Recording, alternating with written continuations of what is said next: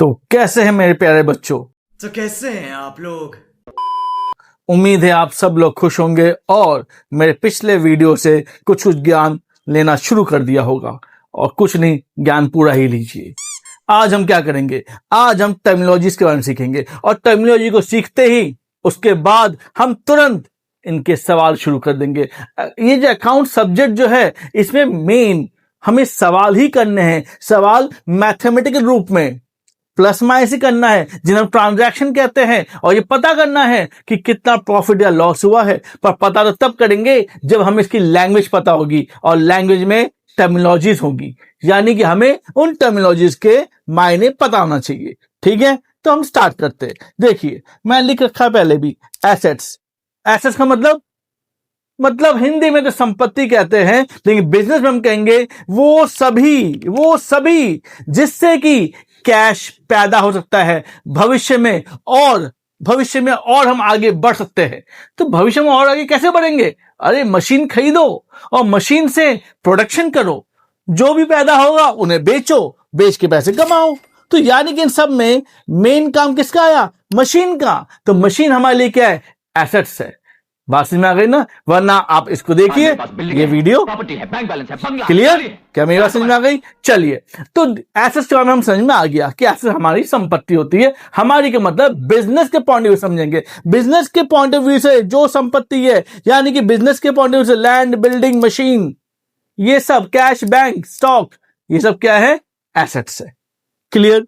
Okay. Second point, capital. Capital का मतलब हिंदी में पूंजी कहते हैं, पर हिंदी का मतलब ये हुआ, पूंजी आपने सुना होगा कि मैं इतने पैसों से बिजनेस को स्टार्ट करना चाहता हूं। आपने कई फिल्मों में, और मुझे तो याद आ रहा है, शायद फिल्म का नाम हलचल थी, जहां पर हमारे अक्षय साहब ये कह रहे थे, पिताजी बिजनेस स्टार्ट करना है, कुछ पैसे दे दो। याद आया? अगर मैंने नाम गलत बोला हो, हलचल होगा या हंगामा होगा, आप देख करके जरूर बताइएगा, क्योंकि फिल्म का नाम मैं भूल सकता हूं, लेकिन वो जो किरदार है वो बहुत बढ़िया किरदार था। तो उन्होंने क्या कहा था? पिताजी कुछ पैसे दे दो, बिजनेस स्टार्ट करना है। वीडियोकॉन की एजेंसी ली थी।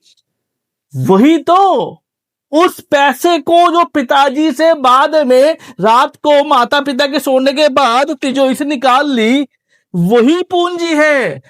आप पर मत निकालना, आपके पिताजी को आप पे पूरा भरोसा होगा और वो आपको बिजनेस के लिए पैसा दे देंगे। वो जो पैसा उन्होंने दे दिया वही है कैपिटल। क्या बात समझ में आ गई? क्लियर? ओके। अब एक भयंकर शब्द, ये है लायबिलिटीज। तो दो शब्द समझ में आ गए होंगे, एसेट्स एंड कैपिटल। तब क्या है? लायबिलिटीज।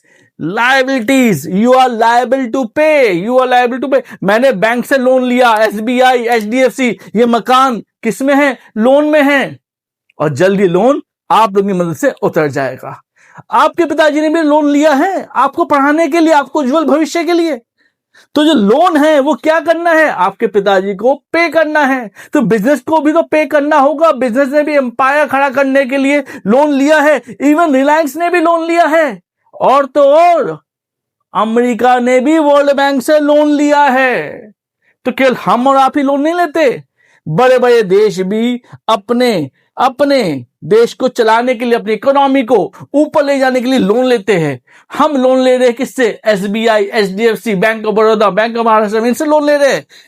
और देश लोन ले रहे हैं किससे? वर्ल्ड बैंक, IMF, इनसे लोन ले रहे हैं। पर दोनों में कॉमन क्या है? लोन। और लोन मतलब लायबिलिटी, मतलब हमें ये पैसा वापस करना है।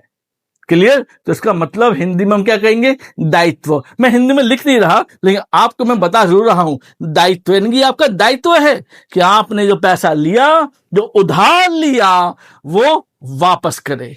क्लियर? Next, debtors. बहुत कंफ्यूजिंग शब्द है, लेकिन आपको कंफ्यूज नहीं होना।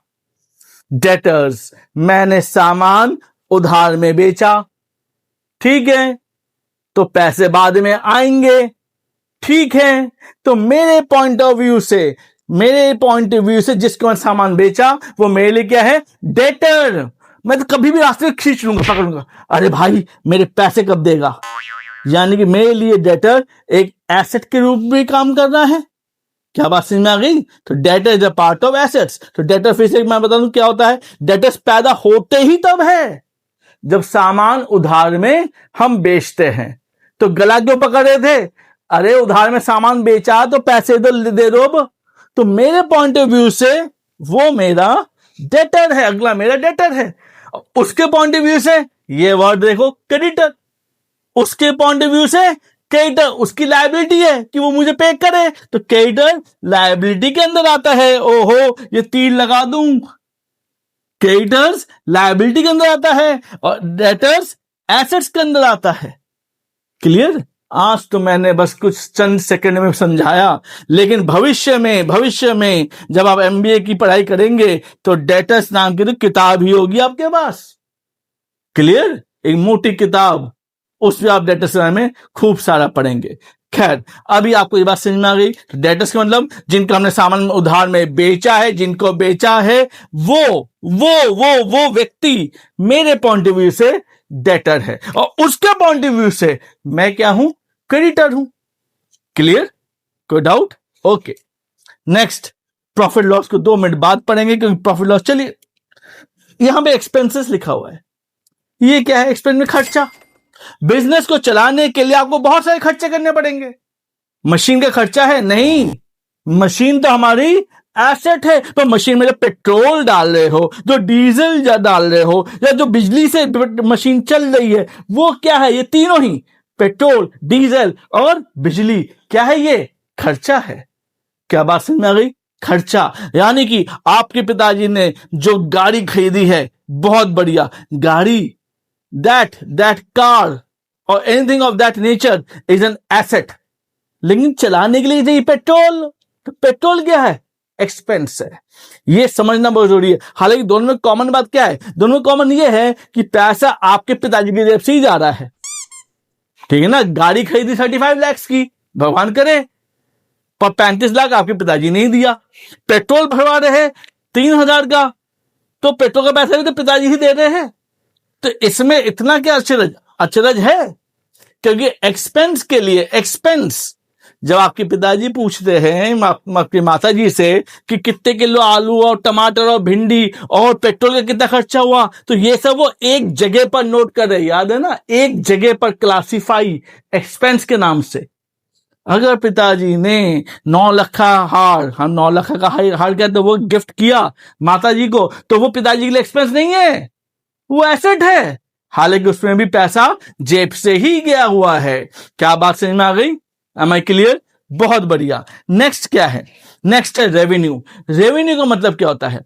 रेवेन्यू का मतलब होता है कि जब बिजनेस अपने सामान को बेचती है, तो सामान को बेचने से जो कमाई होती है उसे कहते हैं रेवेन्यू। Got it? तो प्रॉफिट लॉस, अरे भाई जो बेच रहे हो उसको बनाया भी तो होगा। तो बेचकर पैसा आया, बनाने पैसा गया, तो आना माइनस जाना बराबर कुछ तो बचेगा। आपने किया था, कोई नई बात नहीं कर रहा हूं। SP minus CP equal to profit, वही तो कह रहा हूं। यहां पे एसपी का मतलब रेवेन्यू और सीपी का मतलब ये आपने सामान बनाया होगा, कॉस्टिंग। तो यानी कि एक्सपेंसेस, हम इन दोनों को भी लेते हैं। अभी हम एक्सपेंस कॉस्ट के बारे में बाद में बात करेंगे, पर यानी खर्चा तो हुआ। तो जो सामान बनाकर बेचा उसकी कमाई को रेवेन्यू, और बनाने में जो खर्चा आया उसे हम एक्सपेंस कह रहे हैं। और दोनों का डिफरेंस, अगर प्लस में आया, 10 रुपए का सामान 15 में बेचा तो 5 रुपए का प्रॉफिट, और 10 रुपए का सामान गलती से 8 में बेच दिया तो 2 रुपए का नुकसान। सिंपल। पर फिर गेन क्या है? जो आपका मेन बिजनेस है उसको छोड़कर, मेन बिजनेस को छोड़कर किसी और इंसिडेंटल एक्टिविटी से पैसा आया और कुछ पैसा गया, तो उसे हम गेन कहेंगे। तो मेन बिजनेस से प्रॉफिट, पर इंसिडेंटल से गेन। क्या बात समझ में आ गई? मतलब ये हुआ कि मेरा मेन काम तो ये था कि लोगों को लिए समोसे, कचौड़ी, जलेबी बेच के पैसा कमाना, ये तो मेन काम है। पर उनको बिठा करके मैं उनको अखबार भी देता था कि भाई समोसे खाते खाते अखबार भी पढ़ लेना, ताकि और भी लोग आ सके। तो अखबार को कबाड़ी में बेच देंगे। तो कबाड़ी में जब बेचा तो उसमें जो भी प्रॉफिट लॉस हुआ उसे हम कहेंगे गेन। पर समोसे बेचने से जो आया उसे हम कहेंगे प्रॉफिट, क्योंकि समोसे कचौड़ी ये तो मेरा मेन बिजनेस है बना के बेचना, अखबार बेचना मेरा बिजनेस नहीं है।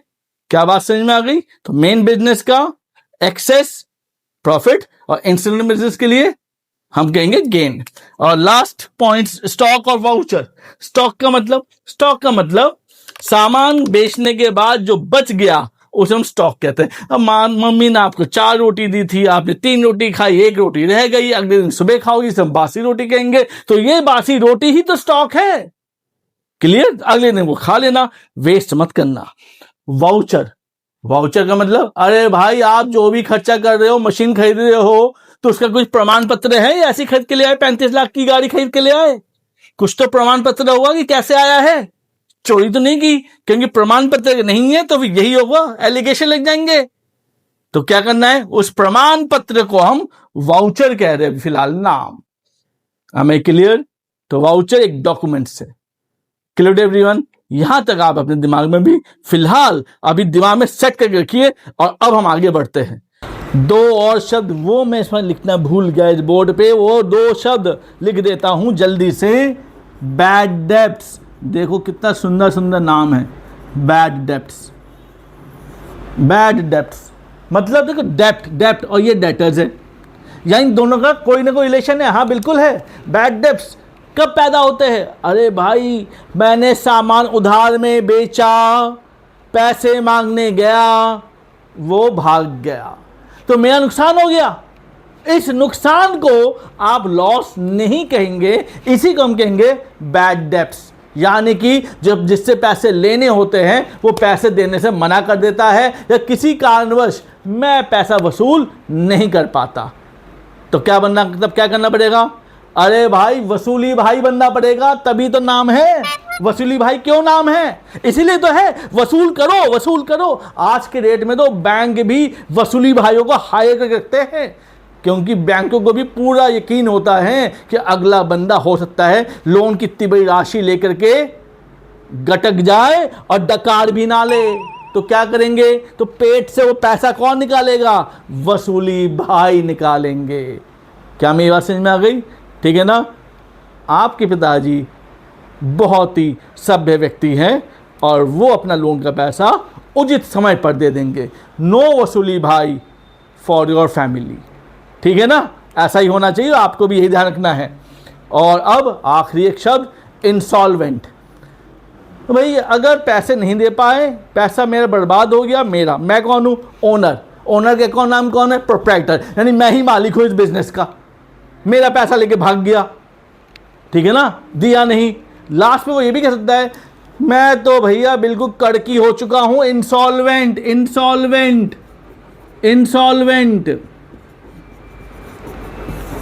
मैं तो बिल्कुल कड़की हो चुका हूं, मेरे पास कुछ भी नहीं है, जमीन जायदाद बेच के अपने पैसा ले लो भाई, हम लोग कहेंगे इंसॉल्वेंट। बात समझ में आ गई? ये आपने कई फिल्मों में देखा है। वो क्या होता है, मकान की नीलामी हो रही है, तो वो नीलामी से जो पैसे आएंगे वो बैंक ले लेगा और बाकी पैसा आपको दे देगा। तो यानी कि वो जो पॉइंट है इंसॉल्वेंट, अगले ने कह दिया कि अब मैं कुछ नहीं दे सकता हूं, जो भी जमीन जायदाद है वो बेच करके अपना पैसा निकाल लो। That become case of insolvency. Clear? जब आप थोड़ी और आगे पढ़ाई करेंगे तो इसमें नया एक्ट है, इंसॉल्वेंसी एक्ट। और आज की डेट में तो जो बिजनेसमैन हैं वो इंसॉल्वेंसी एक्ट का यूज़ करते हैं। आप अगर थोड़े समय बाद में जाएंगे तो आपको लेहमान ब्रदर्स पहला नाम, दूसरा विजय माल्या, याद आ गया, नीरव मोदी, थोड़ा नाम ढूंढिए। तो ये सब क्या बिल्कुल ही नरक में चले गए क्या? नहीं, आज भी विजय माल्या भैया कैलेंडर गर्ल्स के साथ ही घूम रहे होंगे, आई एम वेरी श्योर। और आप ढूंढ लेना। तो क्या हुआ? पैसा कहाँ गया? पैसे को वो देंगे तो क्या होगा? वो आ जाएंगे इंसॉल्वेंसी एक्ट। जब पढ़ेंगे तो पता चल जाएगा कि इंसॉल्वेंसी एक्ट अपने आप में एक हथियार है पैसे ना देने का, पर that will be deal in higher studies. पर फिलहाल शब्द वही। क्लियर?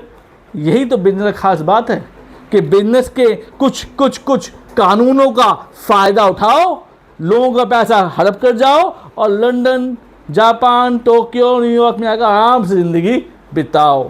किसकी वजह से? इंसॉल्वेंसी एक्ट की वजह से। ठीक है, तो स्टूडेंट्स आज हमने सारी टर्मिनोलॉजी पढ़ लिया है। नेक्स्ट क्लास में हम लोग सीधे सवालों पाएंगे जिसका नाम होगा अकाउंटिंग इक्वेशन। तब तक आप इन्हीं टर्मिनोलॉजीज को दोबारा एक बार करते रहिए, समझते रहिए, बोलते रहिए, क्योंकि नए क्लास में टर्मिनोलॉजी के सहारे ही ट्रांजैक्शन मतलब लेन देन का हिसाब किया जाएगा और देखेंगे कितना प्रॉफिट लॉस हुआ, जो कि हमारा अंतिम ऑब्जेक्टिव है। ठीक है ना, हमारा अंतिम उद्देश्य है। तो तब तक स्टूडेंट्स क्या करना है, आपको भूख बनानी है पढ़ाई की और खूब सारा मुझे प्यार देना है और शेयर, सब्सक्राइब और कमेंट ज़रूर करना है। ठीक है दोस्तों, ठीक है मेरे प्यारे बच्चों, तब तक के लिए अलविदा, मिलते हैं नेक्स्ट क्लास में। Thank you all.